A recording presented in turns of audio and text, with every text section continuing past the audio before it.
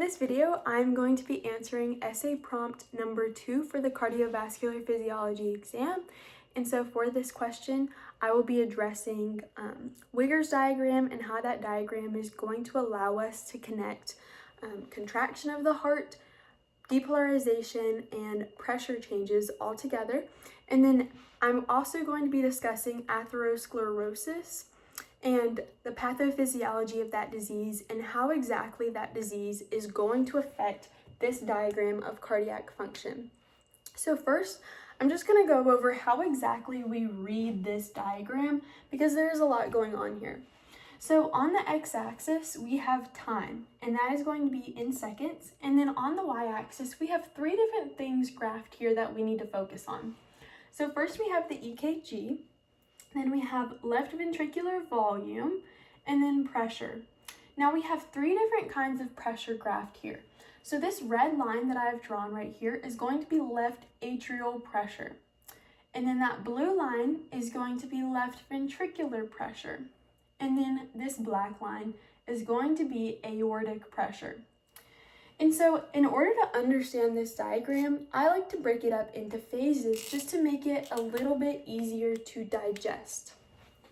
So we have 7 different phases. Phase 1 is right here. That is going to be atrial systole. So phase 1 is atrial systole. Phase 2 right here is going to be isovolumetric contraction.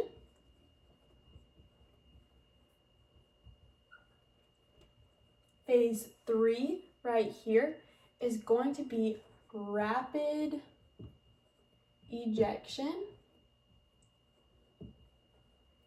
And then phase 4 right here is going to be reduced ejection. Phase 5 is going to be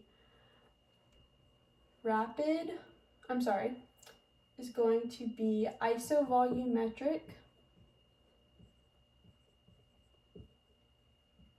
relaxation. And then phase 6 is going to be rapid filling. Phase 7 is going to be reduced filling.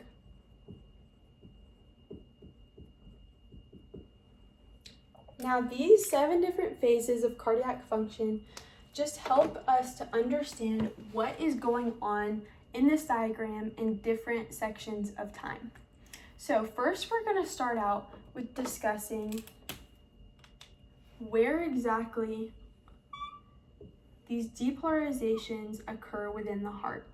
So as we all know, the EKG is going to begin with the firing of the SA node before the P wave.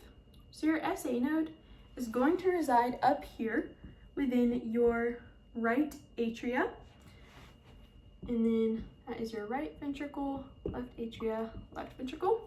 So your SA node fires. Whenever your SA node fires, that signal is being conducted cell to cell, cell to cell, all across the atria at once.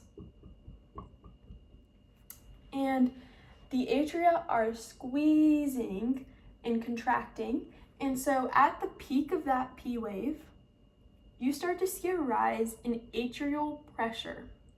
That's because that signal is conducted cell to cell via intercalated disc, and then you start to see a rise in atrial pressure because of the squeezing of the atria, because both of the atria are depolarizing simultaneously.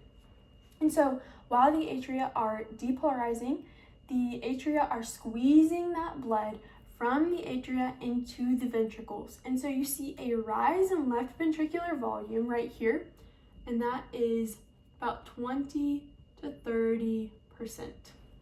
And so you see a 20 to 30% rise in left ventricular volume due to atrial systole. And then right here on the EKG, you start to, you see a flat line, and that's because once the signal is conducted throughout both of the atria, it eventually hits the AV node, which resides in the more medial aspect of that right atrium. What that AV node does is it delays that signal in order to allow for effective filling from the atria into those ventricles. And so you see a delaying of that signal, and then filling occurs in the left ventricle, and then the bundle branches depolarize. So Q to R segment is going to be the depolarization of the bundle branches.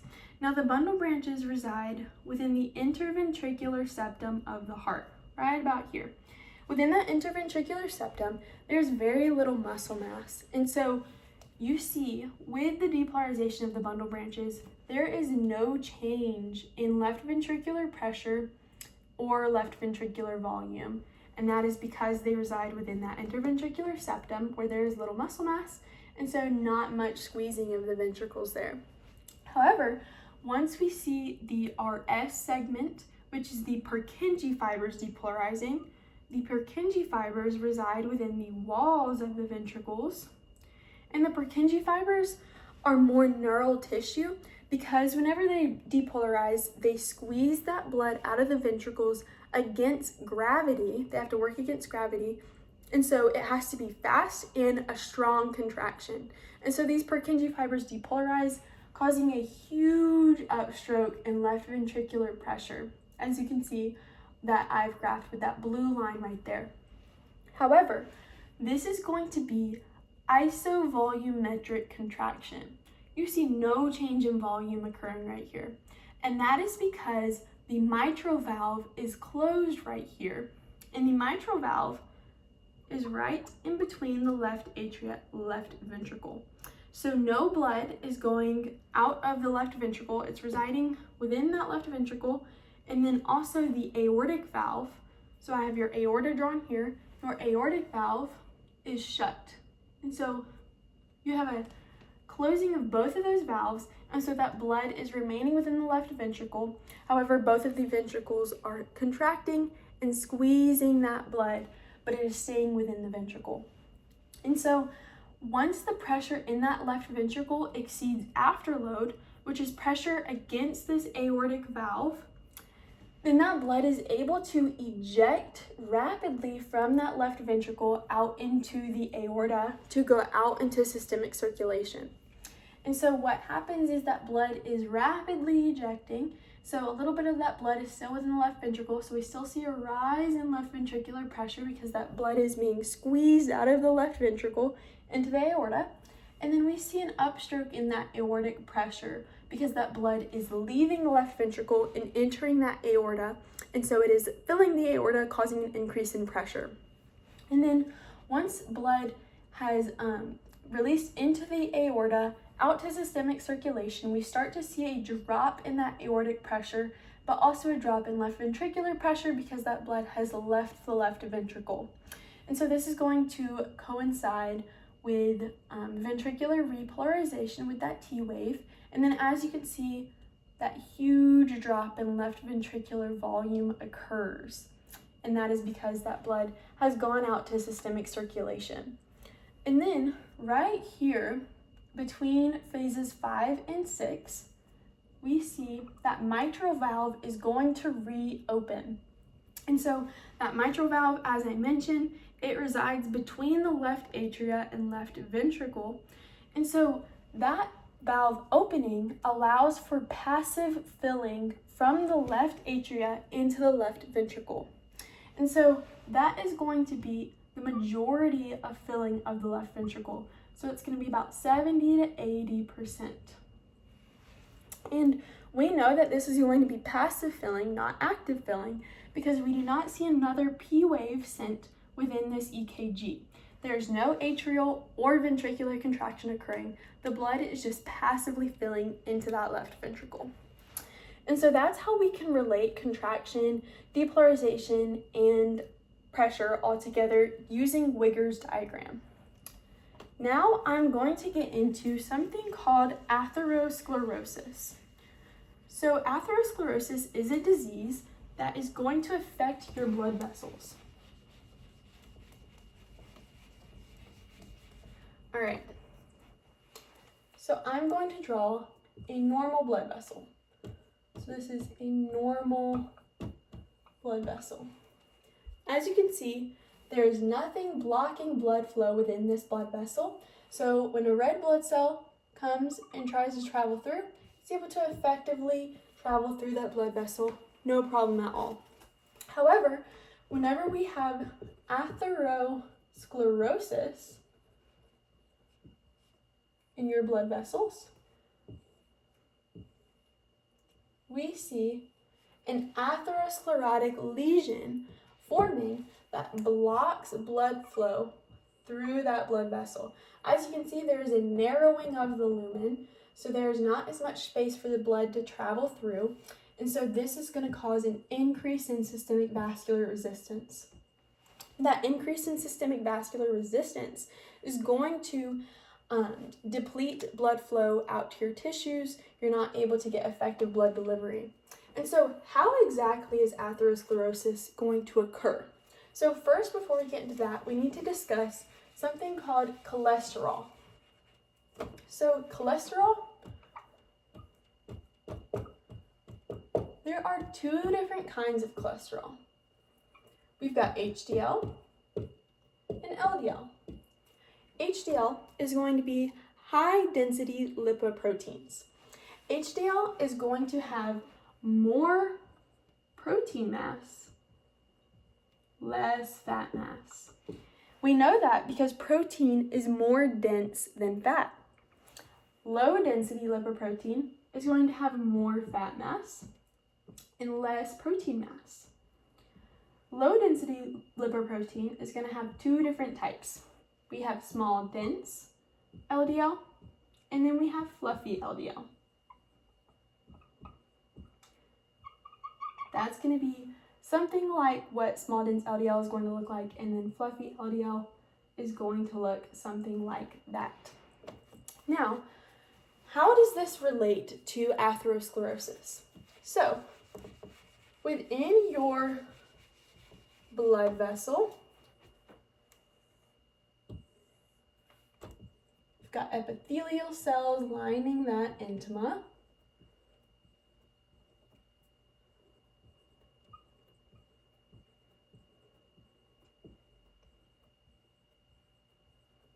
So as I mentioned, we have small dense LDL, and then we have fluffy LDL. So small dense LDL is going to be a much more dangerous phenotype of LDL compared to fluffy LDL. And this is because the size and density of small dense LDL allows it to effectively travel through that intima and become something called small dense oxidized LDL. Now, with atherosclerosis, it is going to occur downstream from a bifurcation. A bifurcation is a splitting of the blood vessel. And so you've got a blood vessel and then it splits.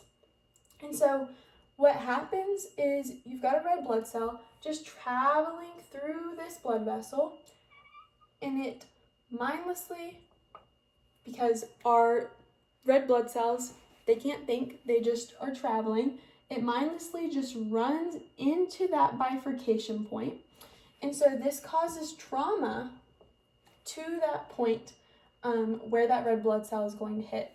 And so what happens whenever that red blood cell runs into that bifurcation is there is an enzyme called CPLA2. That enzyme is going to go into the phospholipid bilayer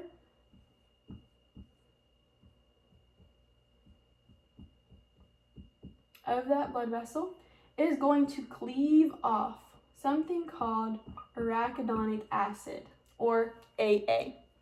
When arachidonic acid is cleaved off, it enters the cell and it is able to go through something called prostaglandin and leukotrienes biosynthesis, aka inflammation.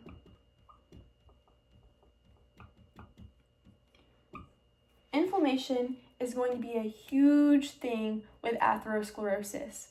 and this is why. So, as I mentioned, small dense LDL is going to travel through the intima effectively because of its size and density.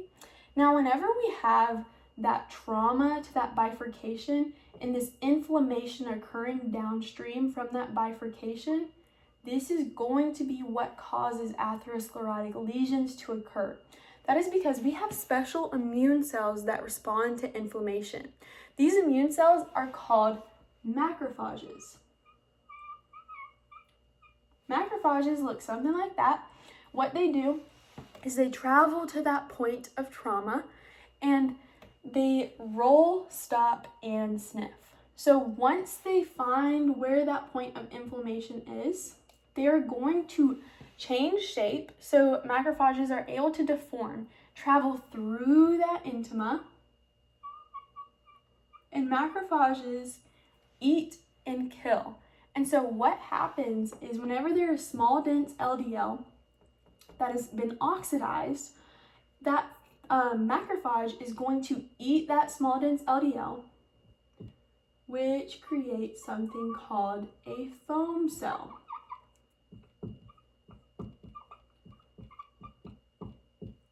And so that foam cell, whenever we have an increase in small dense oxidized LDL and an increase in macrophages due to that inflammation occurring, then we see an accumulation of these foam cells. And so what happens is these foam cells are going to aggregate in this area, and they're going to push up into this intima,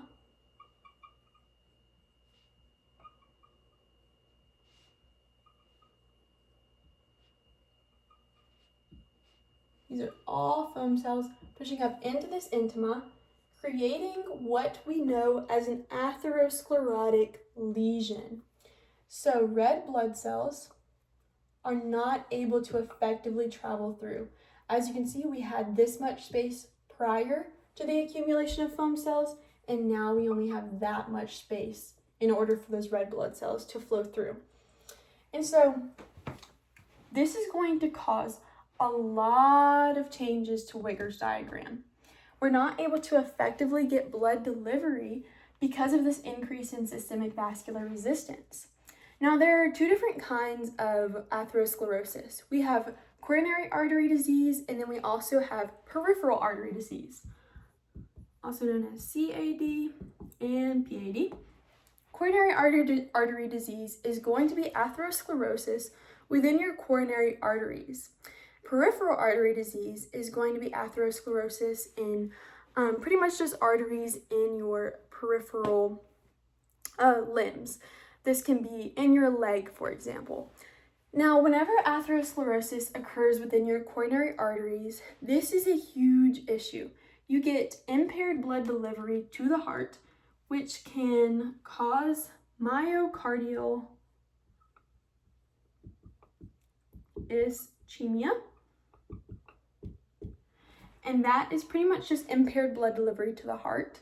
And then that can eventually lead to a myocardial infarction because of a complete cutoff of blood delivery to the heart. And so you have a heart attack. And now, peripheral artery disease and coronary artery disease have the same pathophysiology with the accumulation of foam cells. However, the only difference is the location of the atherosclerotic lesion. Now, whenever this occurs, this is going to cause a huge change in Wigger's diagram. And so, as we all know, there is an increase in systemic vascular resistance. Now, what this is going to cause is there is something that left ventricular pressure has to exceed in order for that aortic valve to open so that blood can be ejected from that left ventricle and go out into the aorta to systemic circulation. And that is going to be called afterload. Now, whenever afterload is exceeded, that valve opens and we see ejection of blood from that left ventricle into that aorta. And we see that usual increase in pressure of the aorta and then an increase in pressure of the left ventricle, and then that reduced pressure in the left ventricle and the aorta because blood has been sent out systemic circulation. Now, whenever we have an increase in systemic vascular resistance, that is going to cause an increase in that afterload. So we see a reduced window of blood being able to be ejected from the left ventricle into the aorta. That is because the aortic valve is going to open later and close sooner. So afterload is going to be able to take over sooner than usual. So because of that closed window, we see reduced ejection of blood from that left ventricle. We're not going to see as massive of a drop, and so we get impaired blood delivery out into the body. And so what the heart does in this instance is something called cardiac remodeling is going to occur. Now, cardiac remodeling is just your heart trying to make up for the impaired blood delivery out to the body. And so what's going to happen is you're going to see an increase in contractility and an increase in preload. And that's to make up for that decrease in blood being ejected from that left ventricle. But what this can lead to is if we're increasing venous return to increase preload and trying to increase contractility in order to effectively squeeze that blood out of that left ventricle, that afterload is still going to take over right there. It's going to close sooner, so you're not getting as much blood sent out of that left ventricle out into systemic circulation. And so if you have an increase in venous return, you're getting more residual blood staying within that left ventricle, not going out to systemic circulation. And so that blood stays in that left ventricle, and this can eventually lead to something that is called dilated cardiomyopathy, which is when that left ventricle is going to increase in size because of that residual blood that is residing in that left ventricle and not going out to systemic circulation. And so that can eventually lead to heart failure, as we all know. And that is everything with how atherosclerosis is going to affect this diagram and how we can relate the pressure and contraction and depolarization of the heart all together with Wigger's diagram.